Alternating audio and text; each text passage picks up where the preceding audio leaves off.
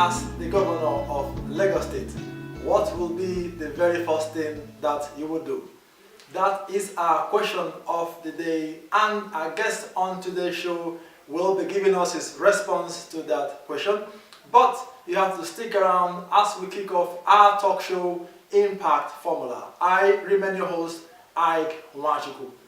We start today's edition with Wages and Income Creation segment, where we share business and investment ideas.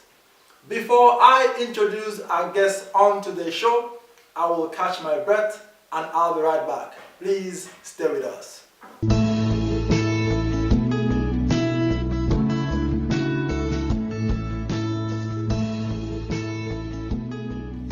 Beautiful people, welcome back to your talk show, Impact Formula. Of course, I am your host, Ike Nwachukwu.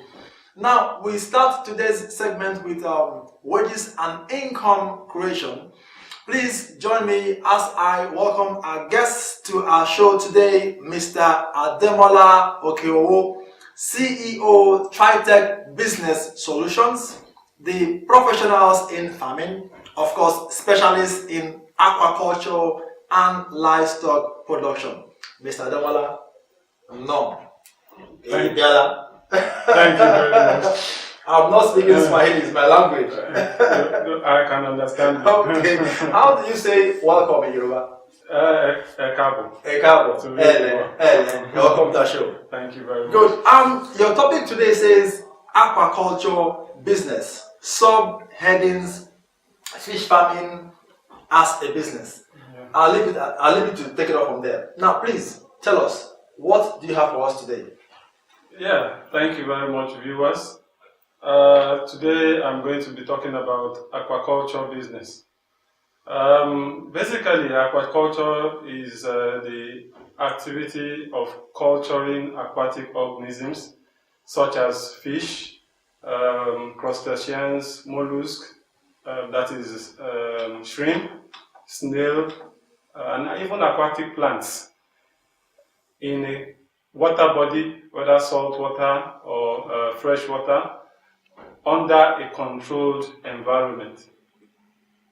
It's important we emphasize the controlled environment, because aquaculture is basically trying to replicate what happens in the wild in a confined environment.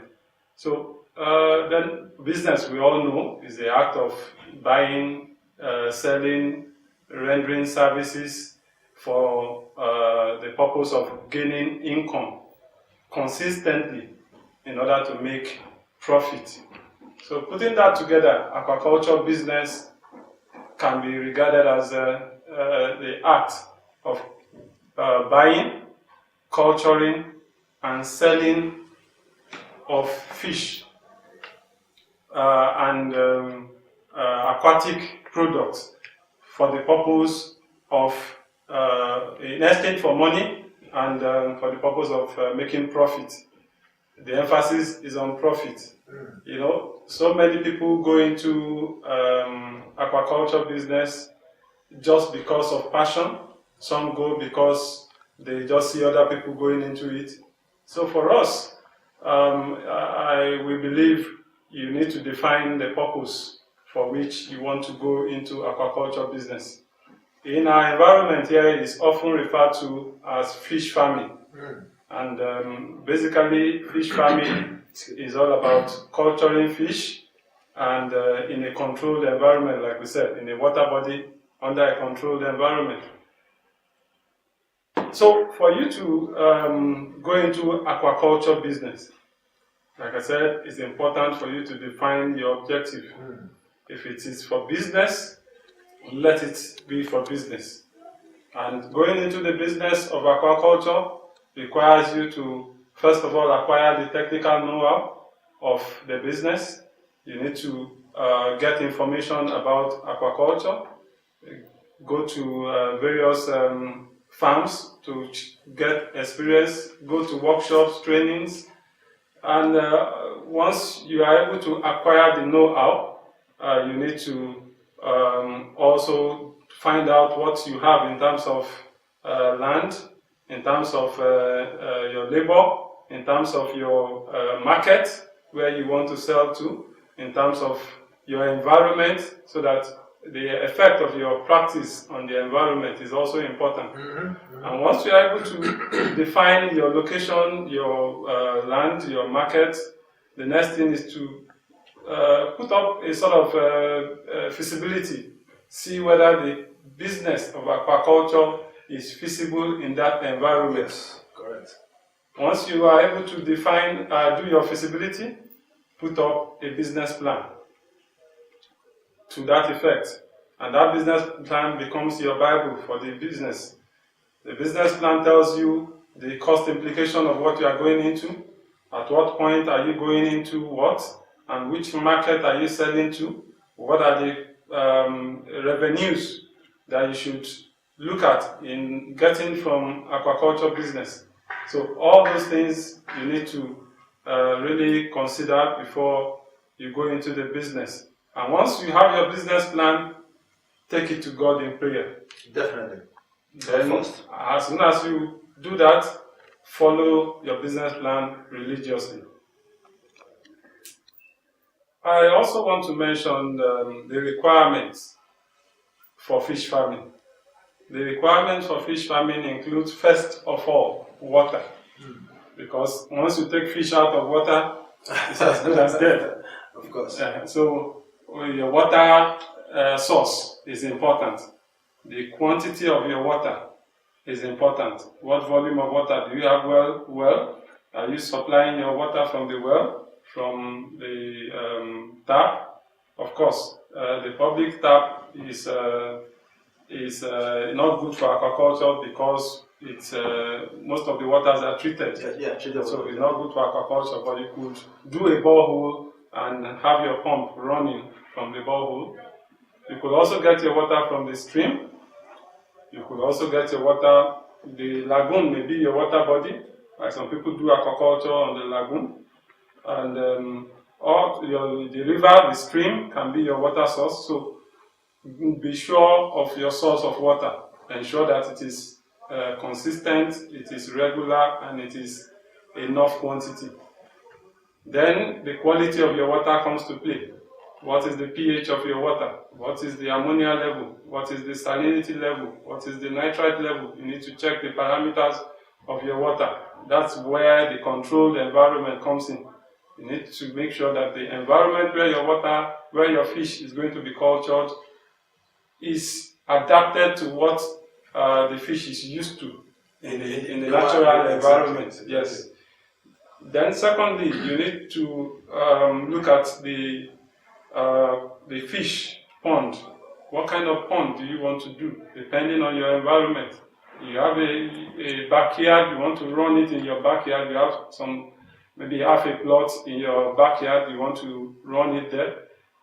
Look at the drainage situation in your environment. If you have no drainage, that's a major challenge for aquaculture. You can look at the structure you have. Is it a permanent structure? Does the land belong to you? Can you do anything permanent on it? So if you cannot, then you need to look at a plastic tank, movable tanks like tarpaulin and the likes. If it's a permanent structure, you can do concrete work there.